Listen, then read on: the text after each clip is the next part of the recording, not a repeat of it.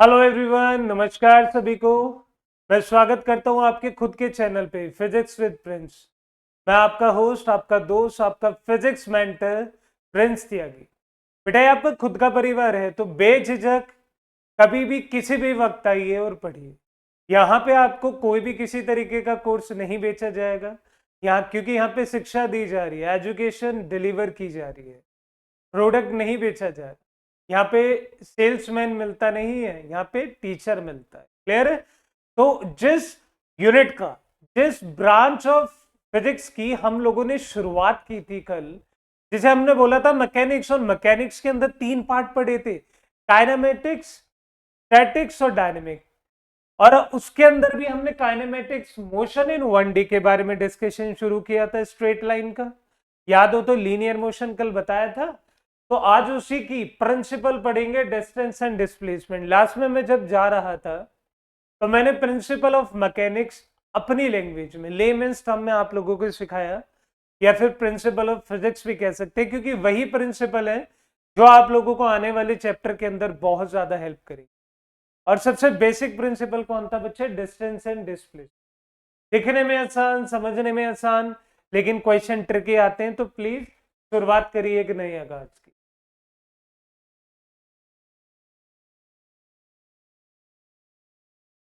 जय हो नीम करोली वाले बाबा, मेरी इंस्पिरेशन आप लोग, ये काम उद्धार हो जाए। क्या लिखा है टॉपिक पे? Distance and displacement. और कुछ फिगर बना के दी थी। देखो यहाँ पे जो फिगर बना के दिए वो कुछ इस तरीके से कि बॉडी यहां से चल रही है, मानो ए से, और बॉडी कहां पर गई है? बी तक। और पाथ क्या टेकन करिए कुछ इस। अब आप लोगों से सिंपल सवाल है कि यहाँ पे डिस्टेंस क्या है और डिस्प्लेस। अब इन्होंने कुछ क्या करा है कि ऐसे घुमा घुमा के जो बड़ा रास्ता लिया उसे बोल दिया डिस्टेंस, और जो छोटा रास्ता लिया उसे क्या बोल दिया? डिस्प्लेस। और इन्होंने अपनी बात को प्रूव। अगर डिस्टेंस और डिस्प्लेसमेंट इतना इजी होता, क्या मैं इसके ऊपर सेशन लेता? क्या किताबों में इतने बड़े बड़े क्वेश्चन होते? क्या किताबों के अंदर थ्योरी होती? नहीं ना। तो आ जाओ, डिस्टेंस और डिस्प्लेसमेंट को पढ़ना कैसे है, जरा उसके बारे में बात कर ले। देखिए, जब कभी डिस्टेंस की बात आएगी या डिस्प्लेसमेंट की बात आएगी तो आप चीजों को अपने दिमाग में रखें। बेटा, एक तरफ लिख सकते हो डिस्टेंस और एक तरफ लिख सकते हो डिस्प्लेस। दोनों को पढ़ना बहुत ही इजी है, क्योंकि जब तक आप इन्हें कंपैरिजन के तौर पे नहीं पढ़ेंगे ना, आपको ये कुछ चीजें अलग अलग लगेगी। और लास्ट में आपको मैं एक ऐसा एग्जांपल दूंगा जो आपकी डे टू डे लाइफ से जुड़ा हुआ है, तो जहां पे आप डिस्टेंस और डिस्प्लेसमेंट को इजी तरीके से और बेहतर तरीके से समझ लो। अगर हम डिस्टेंस की बात करें तो मैं सीधी सीधी बात लिख सकता हूं, द टोटल पाथ कवर्ड। कौन सी path covered? The total path covered. ठीक है, लिखा। अगर डिस्प्लेसमेंट की बात आती है तो मैं क्या लिख सकता हूं? The shortest path covered. Sir, अब ये कवर्ड की जो बातें चल रही है, ये एक्चुअल में कवर्ड है क्या? देखो यार, सिंपल कहानी है, और अपने दिमाग में जितने अच्छे से बैठा लोगे उतने ढंग में आपकी चीजें बैठ जाएगी। कैसे? देखिए, यहां सपोज करो, मैं एग्जांपल के तौर पे आपको बताता हूं कि आप यहाँ पे इंडिया के इस वाले पार्ट में, यहाँ पे मुंबई में, ठीक है, अभी आप मुंबई में हैं और आप चाहते हैं कि भैया आप यूक्रेन पहुंच जाए। तो यूक्रेन में अभी तो युद्ध के हालात हैं, वॉर के हालात हैं। तो आप क्या कर सकते हैं? आप फ्लाइट लेंगे, डायरेक्ट चले। लेकिन यहाँ पे हिमालय अड़ेंगे। चलो मान लिया कि आप डायरेक्ट चले गए। अब एक बच्चा है, कहता है सर मैं तो अफ्रीका की तरफ से जाऊंगा। कहाँ से जाएगा? मैंने कहा चला जाए बच्चे, मैं रोकूंगा क्यों? एक आता कहता मैं तो इंडोनेशिया पार वार करके चाइना के ऊपर से निकल के और रशिया के ऊपर से आके यूक्रेन में एंट्री ले। तेरी भी बात ठीक है। अब यहाँ पे 3 तरह के बच्चे, यहाँ पे 3 तरह के बच्चे कौन से? एक सीधा जो गया जिसे कहते हैं ए, एक है बी और एक है सी। अब यहाँ पे जो 3 तरह के बच्चे हैं उसके अंदर ध्यान समझ। यहाँ पे मुंबई से यूक्रेन की जो बात है वो स्ट्रेट लाइन है, वहां पे किसी चीज को मोड़ने तोड़ने की रिक्वायरमेंट नहीं है, एक ही रास्ता है। ये सबसे छोटा है, इसी को हम लोगों ने किसका नाम दिया? डिस्टेंस। अब एक बात देखो, यूक्रेन, मुंबई से यूक्रेन जाने के रास्ते तो और भी हैं, लेकिन सबसे छोटा कौन सा था? ये वाला। इसे नाम दे दिया डिस्प्लेसमेंट। बाकी दोनों रास्ते या इसके अलग कुछ ऐसे चले जाओ, कुछ ऐसे घूम के चल जाओ, पूरे वर्ल्ड के 5-6 चक्कर लगा के चले जाओ, बेटा जितने भी टोटल पाथ आएंगे वो सारी की सारी किस में आ रही हूँ, डिस्टेंस में आ रही हूँ। बात समझ आ गई? क्योंकि वो टोटल पाथ कवर्ड है, उसके अंदर और कुछ कवर्ड करना ही नहीं। यहाँ पे जो ये डिस्प्लेसमेंट है ये शॉर्टेस्ट पाथ है, ये शॉर्टेस्ट पाथ है, तो मुझे एक बात और समझ आ गई। वो बात क्या है कि यहाँ पे मैंने एक सीधी लाइन में चला हूं, अगर मैं एक सीधी लाइन में चला हूं तो डायरेक्शन भी होगा। और आप लोगों ने पढ़ा है कि यदि किसी के पास डायरेक्शन होता है तो उस क्वांटिटी को हम लोग क्या कहते हैं, उस क्वांटिटी को हम लोग वेक्टर। देखिए यहाँ पे बहुत सारे राज खुलने वाले, यहाँ पे बहुत सारी बातचीत होने वाली है, तो कृपया करके अपने दिल को थाम के बैठिए। कभी भी आज के बाद आपको किसी भी बुक के अंदर डिस्टेंस और डिस्प्लेसमेंट के बारे में पढ़ना नहीं पड़ेगा। अगर मैं कहूं तो ये एक स्केलर क्वांटिटी है, और अगर मैं कहूं तो ये एक वेक्टर क्वांटिटी। ऐसा क्यों कहते हैं? आप लोगों को पता है कि डिस्प्लेसमेंट एक शॉर्टेस्ट पाथ, जो शॉर्टेस्ट पाथ होती है वो केवल एक होती है, और अगर एक हुई तो डायरेक्शन भी एक होगा। और डिस्टेंस बहुत सारी पाथ में कवर्ड हो सकता है, तरह तरीके से जा सकते हैं, तो यहाँ पे डायरेक्शन भी। क्लियर है? अगर हम थर्ड पॉइंट की बात करें तो इट डिपेंड ऑन पाथ, मतलब ये पाथ पर डिपेंड करता है कि कैसे जा रहे हैं, किस तरीके से जा रहे हैं। डिस्प्लेसमेंट पाथ इंडिपेंडेंट होता है, केवल और केवल इसे जो फर्क पड़ता है वो ये पड़ता है कि मेरा फाइनल पॉइंट कौन है और मेरा इनिशियल पॉइंट कौन। ये बात समझ आ गई? फाइनल पॉइंट और इनिशियल पॉइंट कौन है, केवल इसको इस बात से फर्क है कि मैं कहां से शुरुआत करी और मुझे कहां जाना है। ठीक, पाथ में क्या हो रहा है इसे कुछ नहीं जानना। ये समझ लो कि जैसे कुछ लोग होते हैं ना कि वो अपनी मस्ती में मगन जा रहे हैं, रास्ते में क्या हो रहा है, रास्ते में बारिश हुई उन्हें नहीं पता, कौन सा रास्ता है उन्हें नहीं पता, शहर कौन सा है उन्हें नहीं पता, बस वो तो चले भाई मुंबई से और पहुंचे कहाँ यू। उन्हें बादल नहीं देखने एरोप्लेन। कुछ होते हैं जो अपना फोन ही लगा देते हैं एरोप्लेन में कि भाई बढ़िया वीडियो डलेगी इंस्टाग्राम पे देख के। चलो वो एट द प्रेजेंट नहीं जी रहे, वो सब कुछ जी रहे। क्लियर है? And at the last fourth point क्या है, इट कांट बी नेगेटिव और जीरो। कब? ड्यूरिंग मोशन, मोशन के दौरान ये कभी भी जीरो या नेगेटिव नहीं हो सकता। सर क्या बात कर रहे हो बेटा, जब तू चलेगा ही नहीं तो रेस्ट के दौरान तो ये जीरो कर ले, कुछ भी कर ले इसे, लेकिन अगर तू चल रहा है तो ये नेगेटिव नहीं हो सकता। नेगेटिव क्यों नहीं हो सकता? क्योंकि स्केलर क्वांटिटी है, और स्केलर क्वांटिटी है तो कभी भी डायरेक्शन की इंप्लीकेशन इसके ऊपर होगा नहीं, किसी भी डायरेक्शन में जाए हमेशा पॉजिटिव रहे। कैसे अभी बताएंगे। देखिए फोर्थ पॉइंट की यहां से बात करें तो इट कैन बी जीरो और नेगेटिव। कब? जब मोशन होगा, मतलब वाइल मोशन। बात समझ आ गई सभी को? आओ थोड़ा डिटेल में मैं एक एक पॉइंट को समझा देता हूं ताकि तुम्हारे दिमाग जहन में ये बात। बेटा आप सभी को पता है कि अगर मैं आप लोगों से कहता हूं कि मैं ए पॉइंट से चल रहा हूं और मुझे केवल बी पॉइंट तक, और यहाँ पे जो गैप है 5 मीटर का, तो कितने बच्चे कहते हैं कि ए से बी तक जाने में मुझे जो डिस्टेंस है वो भी 5 होगा, और अगर डिस्प्लेसमेंट की बात करें तो वो भी कितना होगा, 5 मीटर। ये बात समझ आ गई? तो मैं कह सकता हूं कि जब जब हम स्ट्रेट लाइन में चलेंगे, जब जब हम लीनियर मोशन में चलेंगे तो हमारा डिस्टेंस और डिस्प्लेसमेंट दोनों ही बराबर होंगे। क्या होंगे? बराबर होंगे। ठीक है। दूसरी बात, अगर मैं आप लोगों से कह रहा हूं कि मैं ए से चलकर बी तक जा रहा हूं, दोबारा से मेरा गैप कितना है, 5 मीटर। ये लो, आधे कहेंगे क्या लिखा है समझ। मैंने कहा दोबारा से गैप कितना है, 5 मीटर। अब मैं ए से बी गया, बी से ए आया, तो सभी मानते हैं इस बात को कि जो मेरा डिस्टेंस है, जो मेरा डिस्टेंस है वो कितना हो गया, 10 मीटर। सर ऐसा क्यों हुआ? क्योंकि 5 गया 5 आया, तो इसमें नेगेटिव कुछ नहीं होता, सब कुछ पॉजिटिव होता है, तो वैल्यू कितनी आ गई, 10। अगर मैं डिस्प्लेसमेंट की बात करूं तो डिस्प्लेसमेंट क्या कहता है कि अगर तू इधर प्लस मान रहा है तो मैं इधर माइनस मान। ये वेक्टर स्पेसिफिक है। तुम गए इधर पॉजिटिव में नंबर लाइन पे, नंबर लाइन देखिए ये नंबर लाइन है 0 1 2 ये रही, और इधर आ गए सर इधर -1 माइनस, तो इधर गए तो माइनस, उधर गए तो प्लस। सर कितना हो गया, ये हो गया 5 - 5 = 0। या इसे समझने का लेमैन तरीका भी है। आप लोग सब मेट्रो में बैठे हो, मेट्रो में चलते हैं ना, चाहे आप जयपुर की मेट्रो में बैठ लो, कोलकाता की बैठ लो, दिल्ली नोएडा गुड़गांव की में बैठ लो।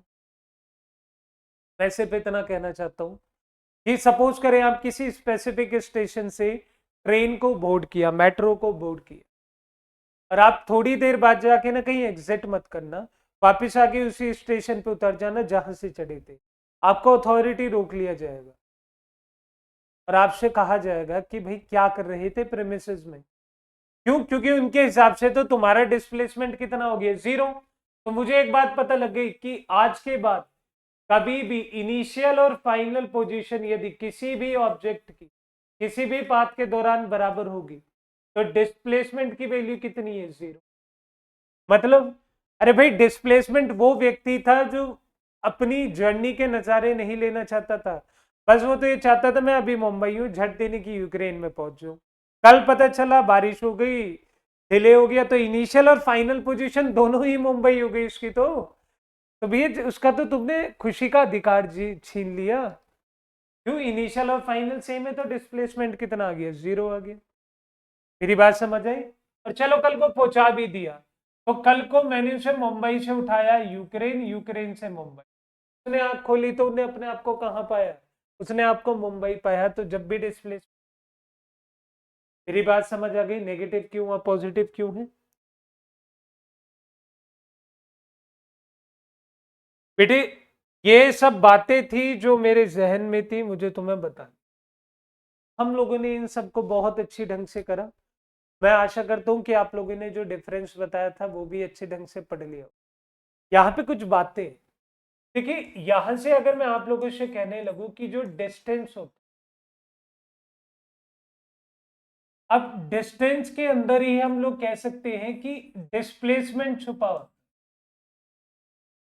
और डिस्प्लेसमेंट छुपा होता है वो भी किसके साथ, डायरेक्शन के साथ, है ना। लेकिन ये जब भी इक्वल नहीं हो सकते। क्यों? सर अगर मैं इसे डी से डिनोट करूं और इसे एस से डिनोट करूं तो यहाँ पे केवल एक ही कंडीशन बन सकती है, वो क्या है कि या तो ये बराबर होंगे या डिस्टेंस इससे बड़ा हो। यही कंडीशन फॉलो अप हो सकती है, कभी भी ये छोटी कंडीशन अप नहीं हो सकती। मेरी बात सबको समझ आ गई? Distance can never be lesser than displace, it always equal और greater than what, greater than और इक्वल टू व्हाट, डिस्प्लेस। यहाँ पे सभी को बात समझ आ गई? डिस्टेंस डिस्प्लेसमेंट से रिलेटेड कोई ऐसा तथ्य नहीं है जो तुम्हें बात ना समझ आया। अब यहाँ पे मैं बताना चाहता हूँ कि अगर ये स्केलर क्वांटिटी है तो यहाँ पे वेक्टर के लॉज नहीं लगेंगे, लेकिन अगर ये वेक्टर क्वांटिटी है तो यहाँ पे वेक्टर के लॉज लगने चालू हो जाए। वेक्टर की सारी एप्लीकेशन आप इसके ऊपर लगा सकते हैं। किस तरीके से, थोड़ा देख देखिए। अगर मैं आप लोगों से कहने लगूं कि वेक्टर के लॉज हैं, देखो, तो आपको पता है कि डिस्प्लेसमेंट को ही हम वेक्टर की टर्म्स में बता सकते हैं, चाहे वो पोजीशन वेक्टर हो चाहे वो डिस्प्लेसमेंट वेक्टर हो। याद भी आ गया, मैंने एक वर्ड भी सिखाया था, डिस्प्लेसमेंट वेक्टर, पोजीशन वेक्टर। चलो मैं आपसे कहता हूं कि डिस्प्लेसमेंट को पोजीशन वेक्टर की टर्म्स में बताओ। यहाँ पे दो एक्सिस है, एक एक्सिस है एक्स और दूसरी है वाई। यहाँ पे ओरिजिन पे कितना है, 0 0। मैंने आप लोगों से एक सिंपल बात बोली, मैंने आप लोगों से एक बहुत सिंपल कहानी ये बोली कि भाई एक बॉडी है जिसका कोऑर्डिनेट यहाँ पे कितना दे रखा है। सपोज करो वो ए पॉइंट पे, और ए पॉइंट पे उसका कोऑर्डिनेट दे रखा है, ले मान ले x1, ठीक है। यहाँ पे वो पहुंचा तो उसकी जो वैल्यू बनी वो बनी b। लेकिन आप सभी को पता है कि हम यहाँ पे आई कैप और यहाँ पे जे कैप लेते, तो अगर आप यहाँ लेना चाहें तो आप लिख सकते हैं ए आई कैप प्लस जे कैप, मतलब A1 आई कैप प्लस B1 जे। और इसे एज इट इज लिख सकते हैं, या तो x2 y2 की फॉर्म में लिख लो, या फिर आप लिख लो a2 i cap plus b2 j। मेरी बात सबको समझ आ गई होगी। तो मैं यहां से क्या देख रहा हूं कि अगर ये a है ये b है, तो बेटा ये दो तरीके से बना, ये b बना ये a बना। तो आप लोगों को कभी भी आपसे पूछा जाए कि ए बी की वैल्यू कैसे निकालोगे, तो निकालोगे ओ बी वेक्टर माइनस ओ ए वेक्टर। क्यों? क्योंकि इस तरीके से यहाँ पे वेक्टर जुड़ा हुआ है। बात समझ आ गई? तो यहाँ पे कभी भी इसे पोजीशन वेक्टर की टर्म्स में दिखाना हो तो ऐसे दिखाओगे, डिस्प्लेसमेंट वेक्टर की टर्म्स में दिखाना हो तो ऐसे है ना इजी पार्ट। तो देखो कितना इजी कि ए बी की वैल्यू आप लोगों से पूछी आपने, o b vector minus a vector कर दी। अब पोजीशन वेक्टर करना चाहते हो तो position vector r vector is equal to x i plus y j vector की फॉर्म में भी लिख सकते हैं। भाई किसी तरीके से लिख लो जैसा तुम्हारी मर्जी चाहे, चाहे इस ग्रेड फॉर्म में लिख ले या फिर उस फॉर्म में लिख ले। तो डिस्प्लेसमेंट के साथ ये छेड़का नहीं हो सकती, डिस्टेंस के साथ नहीं कर सकते। आप कुछ क्वेश्चन करते हैं ताकि तुम्हारा डाउट हमेशा के लिए क्लियर हो जाए। बेटा सबसे इजी क्वेश्चन आप लोगों की स्क्रीन पे आ बोला, एक पार्टिकल स्टार्ट कर रहा है कहां से? ओरिजिन से। अगर ओरिजिन से स्टार्ट कर रहा है तो 0 0, और कहां पर गया है सर? एक्स एक्सिस की तरफ कितना? 20 0। भाई 20 0 का क्या मतलब है कि ये एक्स है ये y, then return to the same line, मतलब थोड़ी देर बाद मान ली ये वाई है ये एक्स एक्सिस है, आपसे कहा कि रिटर्न करा कहां पे? अपने वाई एक्स की। तो वाई एक्स पे भी कहां गया? -20। तो मुझे कुछ इस तरीके से लगा कि जो इसकी पाथ है वो कुछ ऐसे बनेगी। कैसे बनेगी सर? इसकी पाथ बनेगी 0 से लेके मान लो ए और इसे मान ले बी। पहले जाएगा ऐसे, फिर जाएगा ऐसे, और इस पॉइंट पे बी पे जाके कितना हो जाएगा? -20। यहाँ पे 0, यहाँ पे ए पॉइंट पे जाके कितना हो जाएगा? 20। समझ आ गई बात? अगर तुमसे यहाँ पे कोई कहता है कि डिस्टेंस निकालना है, मेरे बच्चे डिस्टेंस निकालने का तरीका आपको पता है, ऐड करते जाओ। तो सर 20, फिर फालतू का 20, फिर 20, तो 20 20 20 20 कितना हो गया? 60 मीटर। कैसे? ओ ए ओ ओ बी।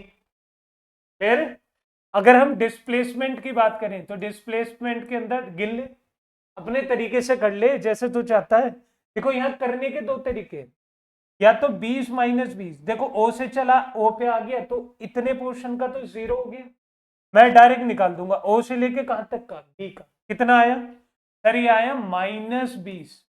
और इसी -20 को मैं लिखने का और तरीका है वेक्टर फॉर्म में, -20 आई कैप। क्यों सर? ये इधर आए तो यहां पे मेरा आंसर कितना हो गया सर? आंसर हो गया ए वाला। तो ए वाला मेरा आंसर बिल्कुल ही करेक्ट है। क्या इतनी बात सबको समझ आ गई है? बहुत इजी पार्ट है, कुछ नहीं करना, वेक्टर से खेल। चलिए भैया अगला क्वेश्चन की तरफ चलते हैं। अगला क्वेश्चन अच्छा है, प्यारा है, सुंदर है, स्वाभाविक है। क्या कह रहे हैं? A car move from o to d along the path o a b c d. मतलब कुछ इस तरीके से पाथ गिवन है। शुरुआत आपने ओ से ए से बी, फिर बी से सी और सी से डी करी है।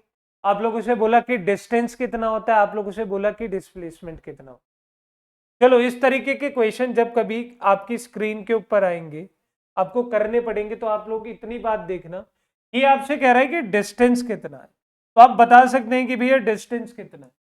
डिस्टेंस वो पाथ है जो कंप्लीट है। तो कंप्लीट में मैं जोड़ सकता हूँ 8 और 4 12, 12 और 4 16, 16 और 1 17। ये 17 किलोमीटर है। किसी को दिक्कत परेशानी हो तो दोबारा ऐड कर, क्योंकि यहाँ कोई डायरेक्शन नहीं लेना, सीधा सीधा ऐड करते जाना। मैंने ऐड कर,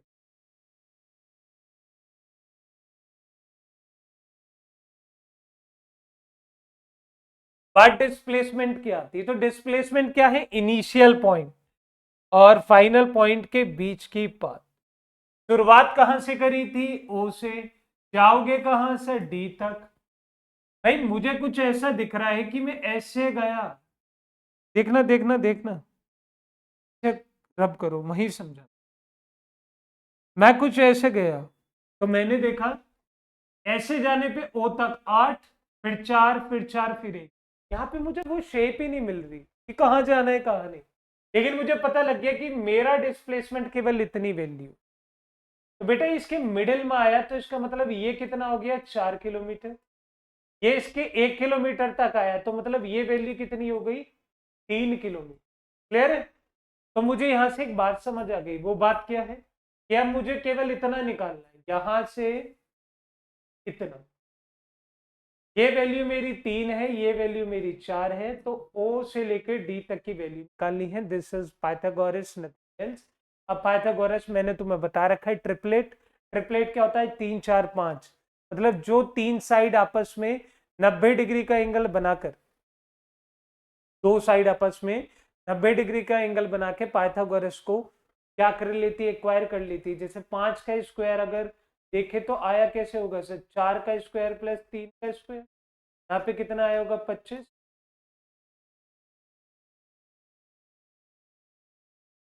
गलती करने में आदमी माहिर है और उसी गलती को सुधारने में भी आदमी माहिर। 5 ही LHS इक्वल टू RHS आ गया, तो डायरेक्ट भी लिख सकता था कि ट्रिपलेट कितना। तो मतलब डिस्प्लेसमेंट की वैल्यू कितनी आ गई, 5 सेंटीमीटर, 5 किलोमीटर। तो आंसर कितना आया, 17 और 5 मेरा आंसर। नेट डिस्प्लेसमेंट पूछा, नेट बोले कुछ भी।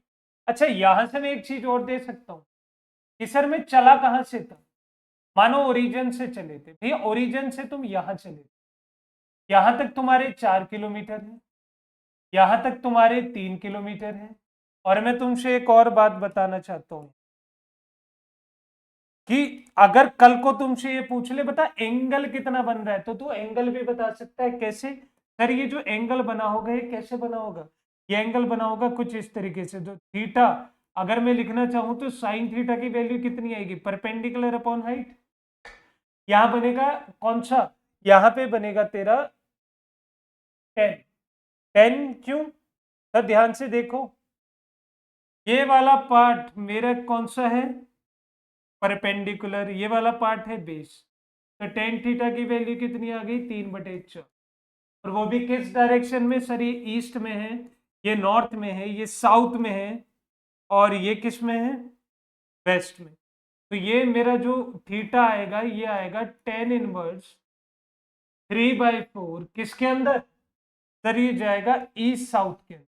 क्या मैं इसे वेक्टर फॉर्म में भी लिख सकता था, अगर मैं चाहूं तो इसे वेक्टर फॉर्म में कैसे लिखूंगा सर, मैं इसे वेक्टर फॉर्म में ऐसे लिखूंगा, 4 i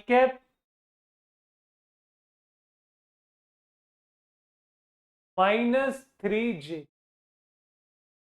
डिस्प्लेसमेंट तुम्हारा कुछ इस तरीके से भी लिखा जा सकता है, ठीक है।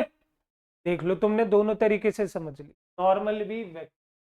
कॉपी कर लो, स्क्रीनशॉट ले लो आराम से, कोई दिक्कत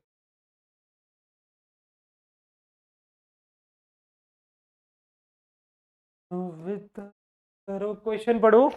a particle goes along a quadrant, quadrant क्या होता है, सर्कल का 1/4 सबको, ऑफ रेडियस 10, मतलब ये वाला पार्ट कितना है, 10। A to B as shown in the figure, find the magnitude of displacement and the distance along the path AB। कितना इजी क्वेश्चन, तो फिगर को जरा ध्यान से देख ली फिगर। ये तुमसे ये कहना चाह रहा है कि A से B तक जाने में ये एक क्वाड्रेंट है, ये एक्स एक्सिस है आई कैप वाली, ये जे कैप है। सिर्फ इतना देखो, अभी ए से बी तक जाने का डिस्टेंस कितना होगा और डिस्प्लेसमेंट कितना होगा, दोनों बातें तो आ जाओ। मैं तुम्हें दोनों बातें सिखाता हूं, साथ में एंगल भी निकालना सीख। अगर यहाँ पे इस तरीके से कुछ गिवन है और आपको ए और बी का पार्ट दे रखा है, तो आपसे पूछा है कि भाई ए बी निकाल दो। अब ए बी निकालना बहुत आसान है क्योंकि ये 10 है, ये 10 है, तो इसका ये दोनों का रिजल्टेंट है ना, तो रिजल्टेंट निकालना कितना इजी है, 10 का स्क्वायर प्लस 10 का स्क्वायर, वैल्यू कितनी आ गई भैया, ये वैल्यू जो आई है ये आई है 10 प्लस रूट। क्लियर है? और यही मेरी डिस्प्लेसमेंट की, यही मेरी डिस्प्लेसमेंट की वैल्यू। सर अगर वो निकालने लगे, क्या नाम है आपका, डिस्टेंस, तो आप लोगों को पता है कि डिस्टेंस बड़ा रास्ता होता है, तो बड़ा रास्ता कुछ इस तरीके से निकालोगे सर्कल, और सर्कल का जो बड़ा रास्ता है आपको पता है कि सर्कल में जो बड़ा रास्ता है वो कैसे निकालते हैं सर, इसका सरकमफेरेंस कितना होता है, सरकमफेरेंस 2 पाई आर। सर आधे का कितना होगा पाई आर, उसके आधे का कितना होगा पाई आर 4, है ना। या मैं डायरेक्ट लिख सकता हूँ सर, डायरेक्ट कैसे लिख दोगे बताना जरा। ये डायरेक्ट ऐसे लिख देंगे हम, जैसे यहाँ 2 पाई 2 करा, यहाँ 2 पाई 4 करा, तो यहाँ लिख देंगे 2 पाई आर अपॉन में 4, आर की जगह कितना 10, तो 20 पाई अपॉन में कितना 4, वैल्यू कितनी आ गई 5 पाई सेंटीमीटर। तो दो चीजें ढूंढना, 10√2 5 बाई। अब दिक्कत क्या आ रही है कि ये यहाँ पे भी दे रखा है यहाँ पे भी, तो दो आंसर तो मेरे गलत हो गए। अब एंगल भी बताना है, तो एंगल कौन सा होगा इसके अंदर 135 या 40। बेटा मैंने आपको कई बार बता रखा है कि यदि आप लोगों को दो वेक्टर के एंगल निकालने हैं तो आप कैसे निकालेंगे। देखो अगर मैं आपसे कहता हूं कि एक वेक्टर इस तरीके से गिवन है, एक वेक्टर इस तरीके से गिवन है, तो एंगल कभी भी ये नहीं होगा। एंगल कौन सा होगा सर, इसे थोड़ा शिफ्ट करेंगे और जो इन दोनों की टेल को टच कर रहा होगा, मतलब टेल टू टेल हमेशा टच करना पड़ेगा, वही इनका एंगल हो। तो यहाँ पे एंगल किसके बीच में पूछा है, displacement vector and the x axis. अगर आप लोगों से पूछा है कि डिस्प्लेसमेंट वेक्टर, तो डिस्प्लेसमेंट वेक्टर कौन सा है सर, ये वाला। एक्स एक्सिस कौन सी है, ये वाली। भैया इन दोनों के बीच में एंगल निकालना है।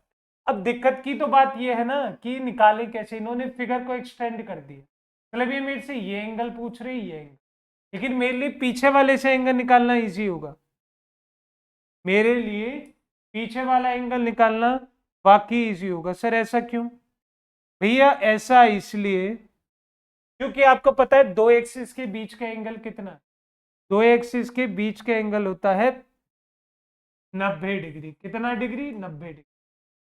अब मैं आप लोगों से एक सिंपल बात पूछ कि अगर आपके पास कुछ ऐसा एंगल है, यहाँ पे 10/2 है, यहाँ पे आपकी वैल्यू 10 है, यहाँ पे 10 है, तो आपको क्या ये एंगल निकालने में मुश्किलात होगा। मतलब सिंपल कहानी, आपके पास एक ट्राइंगल है, आपको ये एंगल निकालना है, आपकी ये वैल्यू 10/2, आपकी ये वैल्यू 10, आपकी वैल्यू 10 के थीटा निकालना मुश्किल होगा सर, नहीं। साइन थीटा भी निकालेगा तो 1/2 आएगा, और 1/√2 सॉरी 1/√2 कब होता है, जब 45 डिग्री होता है। तो मान ले ये 45 डिग्री है, ये 45 और 90 कितना होगा 135 डिग्री, तो 135 डिग्री कौन से वाला है, ये वाला। आंसर तो तेरा डायरेक्ट भी आ जाता क्योंकि यहाँ पे माइनस है, माइनस इग्नोर कर देता। वैल्यू कितनी आ गई 10√2 5 पाई मीटर 135 डिग्री। देखा, कॉपी करो कॉपी करो कॉपी करो, जल्दी करो ना, कर लिया।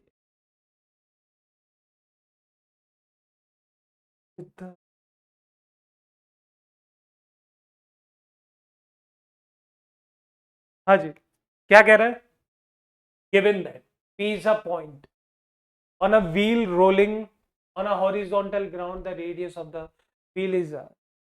Initially the P is in contact with the ground, the wheel rolls through half revolution. What is the displacement of point, कुछ नहीं। कह रहा है कि एक व्हील है, मान लो तुम्हारा ये व्हील टाटा की गाड़ी का, उन्होंने कहा यहाँ पे टच हो रहा है पी पॉइंट पे, हाफ रिवॉल्यूशन लेके जाएगा। सॉरी सॉरी सॉरी, एकदम आ गया, कंट्रोल नहीं, क्या करें यार, अनस्पॉन्टेनियस। मैंने क्या देखा कि जब ये वहां जाएगा तो पी पॉइंट उठ के वहां चला, तो कुछ ऐसा नहीं लगा कि इन हाफ डिस्टेंस कवर करा है, मतलब इसने कितना डिस्टेंस कवर करा है, अरे हाफ रिवॉल्यूशन करा है। अगर पूरा सर्कमफेरेंस कितना है 2 पाई आर, तो हाफ रिवॉल्यूशन में कितना हो पाई आर। अरे ये फुल का है, ये हाफ का है, तो कितना हो गया पाई आर।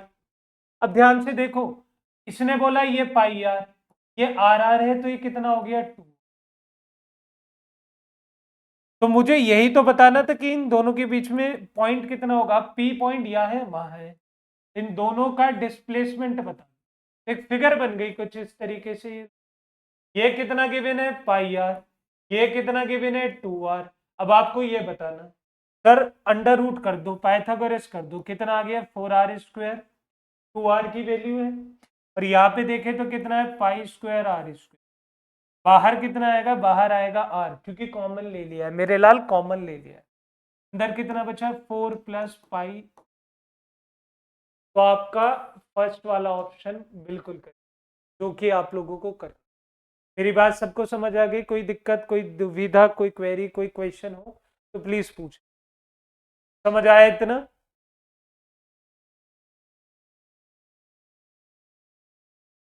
भैया अगला क्वेश्चन की तरफ पूछ करते हैं। पूछ क्या कह रहा है? अ ओल्ड मैन, आधे पढ़ रहे होंगे ओल्ड मॉन्क। बच्चों अभी छोटे हो तो, और बड़े भी जाओगे जब भी दूध पी, मॉन्क वगैरह गंदी चीज, injurious for the health. An old monk goes for walk, monk नहीं man goes for morning walk on a semicircular track of radius 40. If he start from one end of the track and reaches to the other distance covered by the man is placement with से बेकार question नहीं मिला। क्या करें भैया, आया है तुम्हारे, बोल रहा है एक सर्कुलर ट्रैक है, तो ये सर्कुलर है लेकिन कैसा, सेमी सर्कुलर, और बता दिया है कि इसका जो रेडियस है वो रेडियस कितना है 40 मीटर। आप लोगों से एक सिंपल बात पूछेंगे कि अगर ये एक एंड से चला, ये अंकल जी, ये बुजुर्ग अंकल एक एंड से चले, जैसे ए से चले और बी तक पहुंचे, क्योंकि हम क्या करें सर्कुलर, तो आप लोगों को पता है कि ये वाली पाथ जो इसके अंदर बड़ी पाथ है इसको हम बोलते हैं क्या, डिस्टेंस, और जो ये छोटी पाथ है इसको हम क्या बोलते हैं, डिस्प्लेस। तो भैया डिस्प्लेसमेंट तो सबको दिख रहा होगा कि जितना इसका डायमीटर है, और डायमीटर कितना होता है रेडियस का डबल। रेडियस कितना है, रेडियस कितना है रे 40, तो वैल्यू कितनी होगी 80। तो डिस्प्लेसमेंट ये नहीं हो सकता, ये नहीं हो सकता, मतलब बी और डी ऑप्शन गए, इनमें से कोई एक है।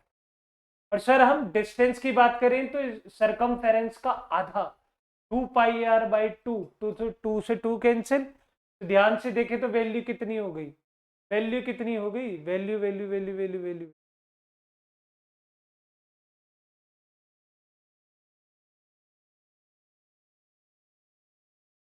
22/7 कर ले 800, 7 into 7 देखो वही आ रहा है, कितना आ गया 106। तो आपकी फर्स्ट वाला पार्ट करें, आप इसे डायरेक्ट भी कर सकते, आपको पता है कोई स्ट्रेट लाइन मोशन नहीं है तो 80-80 हो नहीं सकता, तो ऑप्शन कौन सा होगा मेरे, फर्स्ट वाला। यहाँ तक सभी को कोई बात परेशानी हो तो प्लीज पूछ लेना कि सर मुझे तो ये समझ नहीं।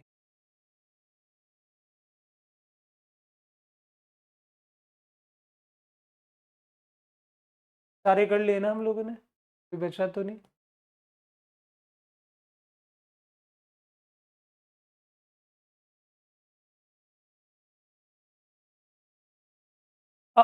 ये बच गया, तुमने देखा नहीं है क्वेश्चन, मैंने भी नहीं देखा, तुम्हें क्या दोष लेना।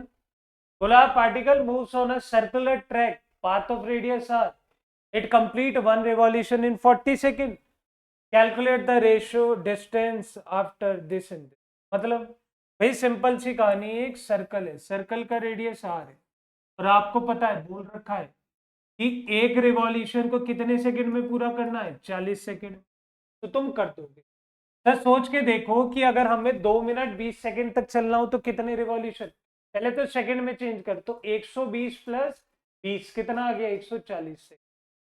अब सोच के देख एक रिवॉल्यूशन 40 सेकंड में, तो भैया 140 सेकंड में कितने रिवॉल्यूशन, सर इजी तो है निकालना, 140 को 40 से डिवाइड, 70/20, वैल्यू कितनी आ गई, मुझे पता चला कि 140 सेकंड में 3.5 रेवोल्यूशन मारे, 3.5 रेवोल्यूशन मारे। तो भैया 3.5 रेवोल्यूशन मारे हैं, तो मुझे तो सिर्फ अपनी एक बात देखनी, क्या देखनी, सर यहाँ पे जो पार्ट मेरे लिए इंपॉर्टेंट है वो सिर्फ इतना है कि जब जब एक एक रिवॉल्यूशन होगा, मतलब जब जब एक कंप्लीट रिवॉल्यूशन होगा तो डिस्प्लेस। सर ऐसा क्यों? भाई तो यहाँ से ए से चल रहा है और ए पर आके रुक रहा है, तो डिस्प्लेसमेंट कितना? 0। Initial final position same. तो सर 3 रिवॉल्यूशन पे भी डिस्प्लेसमेंट 0, 10 पे भी 0, 15 पे भी 0। तो मुझे तो केवल डिस्प्लेसमेंट के लिए ये देखना है कि 0.5 में कितना चलेगा। 0.5 का मतलब ए से बी तक आ गए, और ए से बी तक का शॉर्टेस्ट पाथ कितना है ये, तो इसे क्या कहते हैं? पाई आर, नहीं 2r। तो कितना हो गया सर डिस्प्लेसमेंट? डिस्प्लेसमेंट की वैल्यू हो गई 2। डिस्प्लेसमेंट मुझे समझ आया। अब सुनो, एक रिवॉल्यूशन एक रिवॉल्यूशन एक रिवॉल्यूशन में डिस्टेंस कितना? 2 पाई है, ठीक है सर। 3.5 रिवॉल्यूशन में डिस्टेंस कितना? 7 पाई। तो ये तेरा डिस्टेंस है, कितना है? 7 पाई यार, वो तेरा डिस्प्लेसमेंट है। अब इन दोनों को क्या करोगे मेरे लाल? इन दोनों का रेशो निकालोगे। तो रेशो कैसे निकलता है? रेशो जिसका पूछा है उसका निकलता है। तो डिस्टेंस अपॉन डिस्प्लेसमेंट कर दे। डिस्टेंस कितना? 7 पाई आर। डिस्प्लेसमेंट कितना? 2r। r से r कैंसिल, वैल्यू पुट करो, निकालो। 7 इंटू 22/2 इंटू 7, तो 7 से 7 कैंसिल, और कितना बचा? 11.1। 11/1।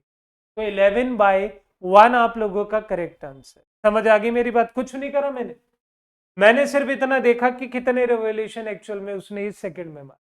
कितने हैं? 3.5 रिवॉल्यूशन। तो मुझे पता है कि एक रिवॉल्यूशन में डिस्प्लेसमेंट 0, तो 2 ले ले। कंप्लीट रिवॉल्यूशन में हमेशा डिस्प्लेसमेंट 0 आएगा। तो आधे की बात करें तो ए से बी तक पहुंचेंगे। ए से बी तक का डिस्प्लेसमेंट आप सभी को पता है कितना है सर? ये है इसका रेडियस का डबल, मतलब 2r। तो डिस्प्लेसमेंट कितना आ गया? 2r। 3.5 एक रिवॉल्यूशन में 2 पाई आर सरकमफेरेंशियली, 3.5 में कितने चलोगे? 7 पाई आर। तो 7 पाई आर अपॉन आर, आर से आर कैंसिल, वैल्यू कितनी होगी? 11/1। मेरी बात सबको समझ आ गई? कोई दिक्कत, कोई परेशानी नहीं?